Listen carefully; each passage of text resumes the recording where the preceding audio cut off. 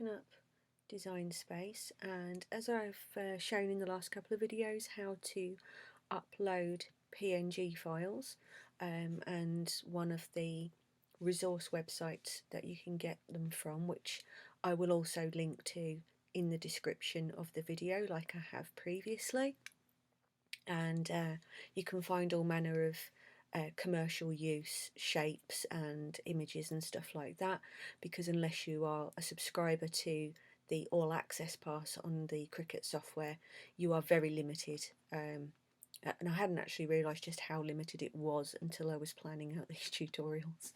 So okay, I don't know why I've hit browse on there, because I've actually got the files here. So I've saved a couple of files from the digital scrapbook website, and as you can see on this one here, it's a stamp border, which is really useful for if you wanted to make, like, cut out your own stamps and stuff, but for today I'm going to show you just how to cut it as a frame kind of thing. But if you have it where it's textured like this one, you can also use the print and cut feature, which I'll be covering in possibly the next episode of how to make stickers. But for now you can set that to simple, and obviously it's a transparent PNG, and then we're going to choose cut image, which, as you can see, gets rid of that texture. So you can just change that then to or upload it again, sorry, as a print and cut file, which will make life a little bit easier. So we've got that one, so let's just upload the second one as well actually while we're here. Saves going through it all twice. So let's pop that one in. Again, it's a transparency, and okay. Right, so if we add both of those to our canvas, it will probably bring them in massively. Yeah, no idea why it does that, I really don't. But suffice to say, we're really going to want it to be 48 centimetres. So I think we'll just, yeah, I think we'll change that, shall we? Okay, so we've now got those at a much more manageable size. Now, again, as in previous videos, I've explained to you how you can weld things and slice things, etc. so forth. So if you wanted to, for example, take your stamp frame there, a really easy thing to do here, if you wanted to make that into a solid shape, is ever so easy. You can just click your rectangle shape. We can rotate that by 90 degrees and then pop it over the edge of there, scale it down. If the proportions are different, just unlock and change it there. So make sure you're not encroaching on any of your little divots in there. Select both the layers, combine and weld. So now you can print this out on your choice of card or paper, sorry, cut this out, in a design that you want, or if you just want it plain so that you can stamp on it. And of course with that, if you were to duplicate it, you can of course create stamp rolls this way. Yeah, that's about right, with the perforation built in as well, so you know that's really quite nifty. Let's just, yeah, get it so it was straight, because my mind says I have to. So yeah, you can, you know, you can just keep adding those, you know, reduce it down to the size. If you're doing something like that, you'd want the width to be something like 2.5 centimeters, you know, and then you can just keep going, unless you want big stamps, obviously. So yeah, so there's always that option to do something like that.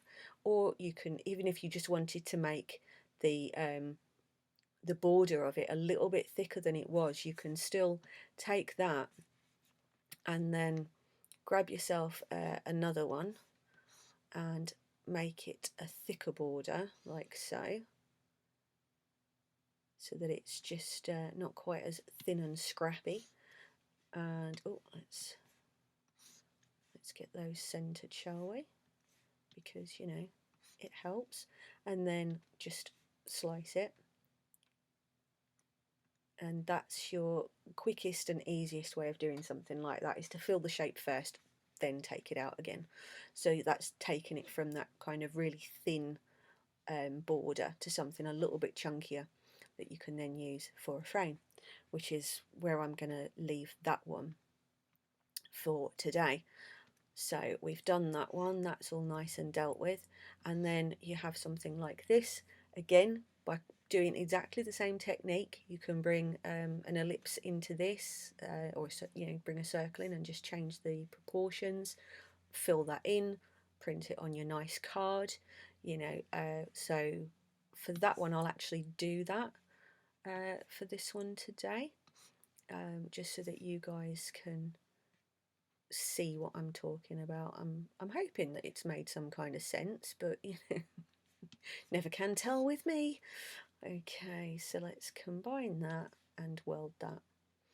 Okay, so now we have a solid shape and a hollow frame shape, like so. So I'm gonna put that one to, let's have that at 4 centimeters, and we'll have that one at, so let's give it 7.5 by 8. Yeah, I think that's good. What I might actually do though is, oh no, I was going to make it wider than, no, I'll leave it like that. So it's as simple as that. You're going to go into Make It. As I've talked you through before, if you do want to make multiple copies, do it here, not in your Layers tab in your main window, and it will just create multiple copies for you. And obviously do remember as well to check your card size, your paper size in here, so that you know you're staying within the boundaries of your piece of card or paper, fabric. You can cut so many different things with these kind of designs. You can cut metal, certain aluminiums that you can buy. You can actually, for the purposes of junk journaling, and this is something I saw and I didn't quite believe it till I tried it myself, you can actually take drinks cans, like soda cans if you're in the States, and the like, and you can actually cut the top and bottom off of them, flatten out the sides, basically roll it out flat, compress it for a bit, get it as flat as you can, then you can actually tape it onto a Cricut mat and cut through it, and that's junk journaling for you using your Cricut. So yeah, I can't remember where I saw that. There are particular settings that you have to use though, so if you do have a Cricut, do look into that one before you just think I'm going to try and cut this on my Cricut, because you could end up really damaging your blades or your mats. So yeah, make sure that you Google that one. It's on YouTube, I think. But if you search like aluminium cans Cricut, you'll probably be able to find it. I think that's the way I came across it at some point, was actually just cutting aluminium. But yeah, so you can use a variety of things. It will cut thin wood, so you can make frames to go on your journal covers and things like that. The possibilities are immense. But anyway, I'll stop waffling now and we'll get on with this part. So I've set my mat to be A4. I know I'm cutting some medium cardstock today.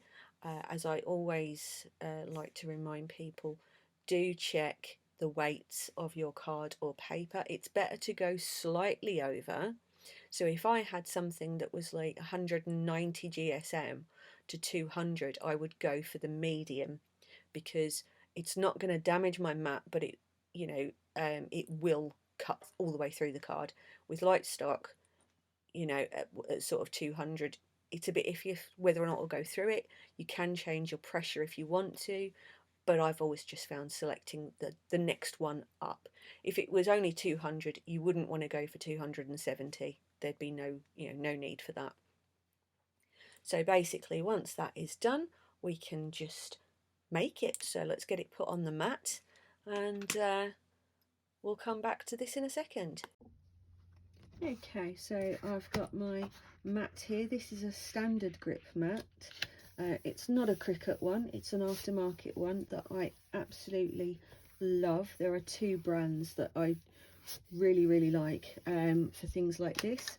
and I will put links to those in the descriptions as well.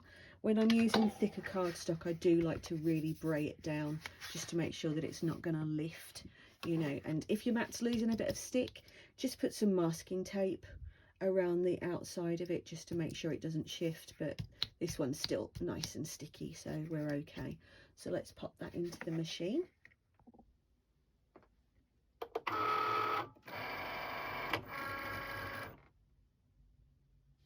And then we're just going to click our go button.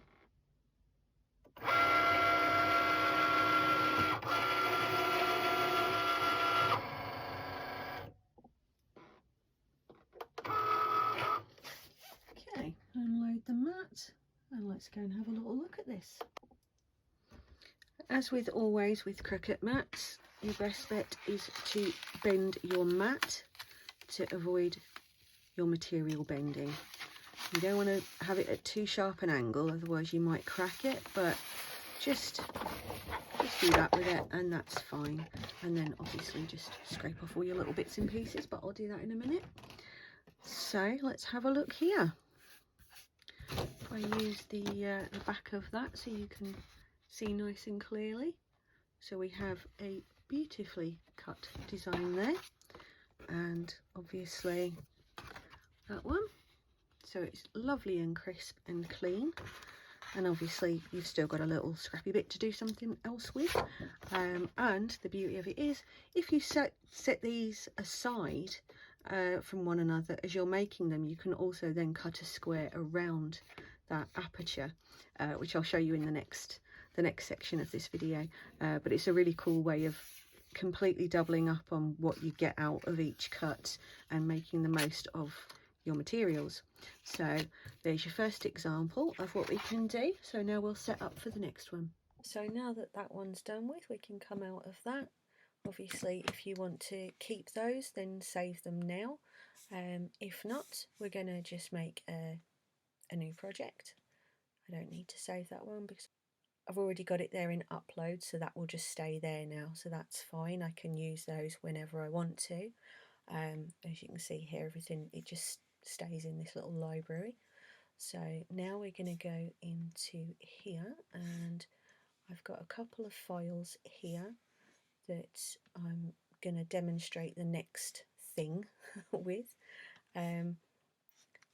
These ones were part of a subscription that I have elsewhere, but it's one of those things that you know, if you go onto any of the PNG site like Digital Scrapbook, that is the one that I obviously have used for the other tutorials, then you will find things like this. You don't have to pay for them. It was just easy for me to show you with stuff I already had to hand than it was to go and find something else. So, you know, I just wanted to be able to show you what you can do. You don't have to use, you know, these specific images. So we're just going to pop those in there now. Right, and again, that one's coming enormous. Does not need to be enormous. Okay, there we go. Right, so the first thing I'm going to do is I'm going to rotate that one like that. Okay. I'm going to rotate it when it actually works like that.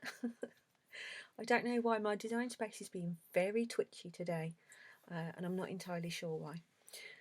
So we've got those in place. The next thing that we're going to do is we're going to grab ourselves a square or a rectangle, whatever you prefer.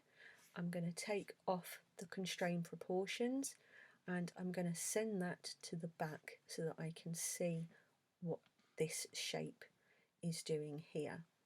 So the plan is that I don't want to end up with a massive border, but I also don't want it to be too shallow because it makes it a bit flimsy. So we've got that there.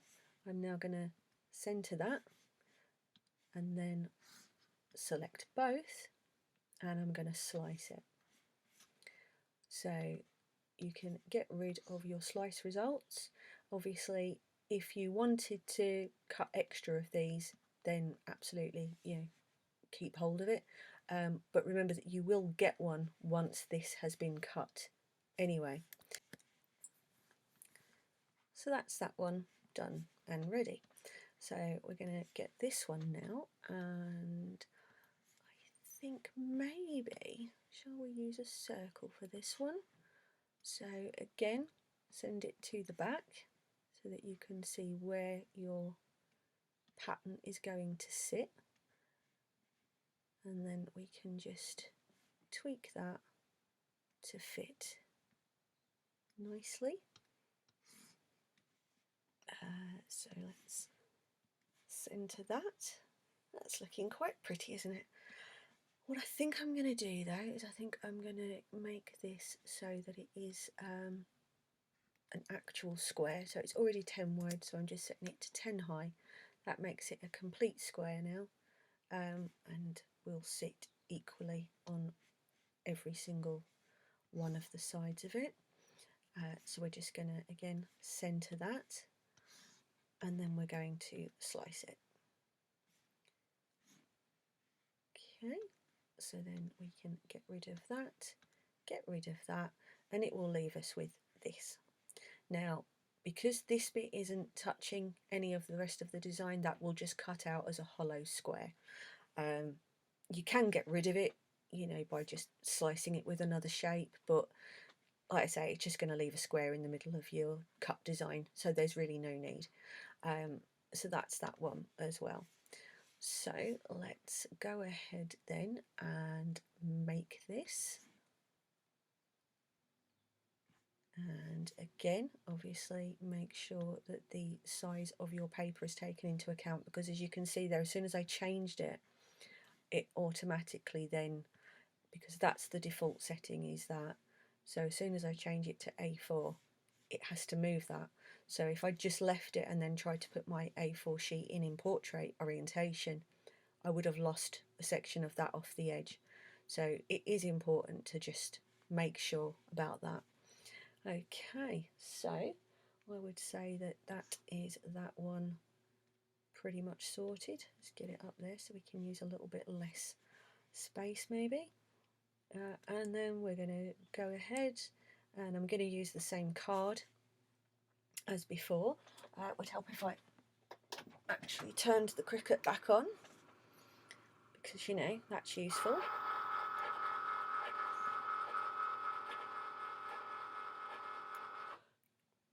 It was definitely having a good old think about that there.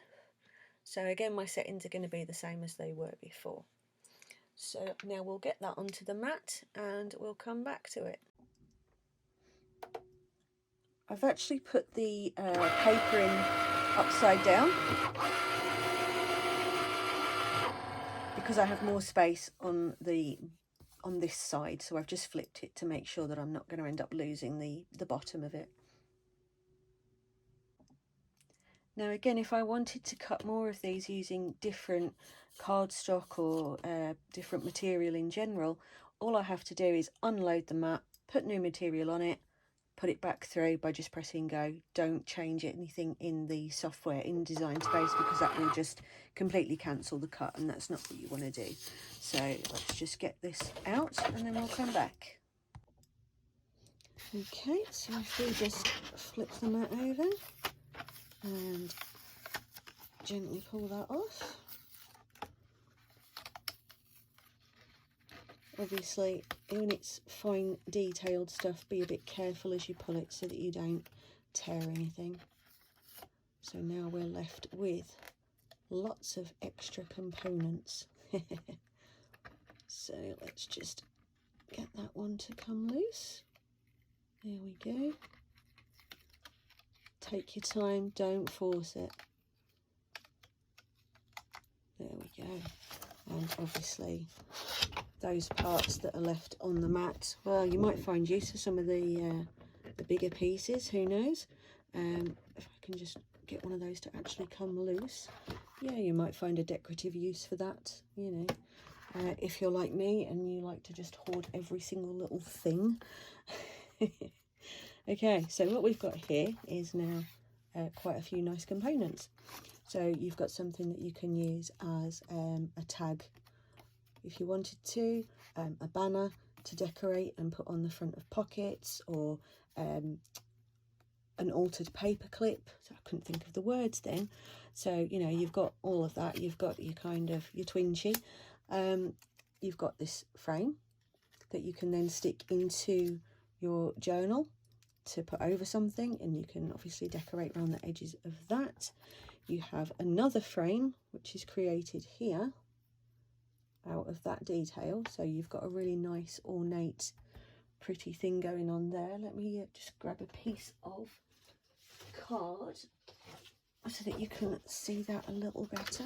So yeah, you've got this, you know, really beautiful, and that's the great thing about not filling that part in, is that now you have another frame there. So if you had filled it in, obviously you can just stick something onto it, but you've got that, so that's lovely.